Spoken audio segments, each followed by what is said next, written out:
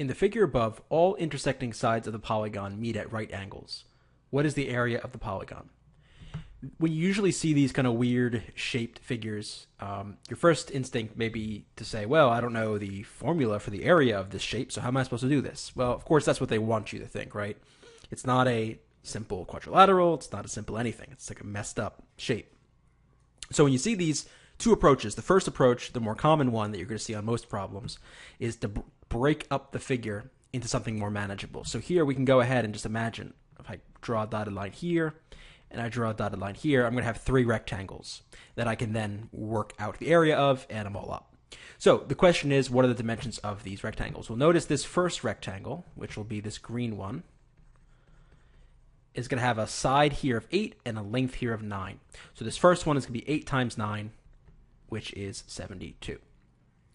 Next, we have this little sliver here. We know it's got a width of 2, but what about the length? And this is where it gets a bit tricky. We know this whole thing is 9.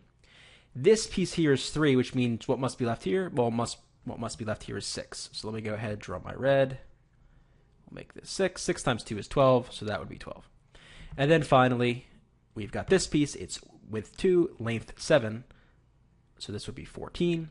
14 plus 12 is 26. 26 plus 72 is 98. So we get D, and that's the answer. That's one way to do it. And that works on a lot of these problems where you have a weird shape, you want to get the area. But there's a better way to do this problem. And it's actually to look at what has been cut out instead of trying to divide this. Because notice, if I instead look at these two shapes, and I subtract it out of the area of the whole rectangle, that's the same thing, and it's faster. So first, the area of the whole thing, well, it's height 12, or width 12, length 9. So 12 times 9 is 108.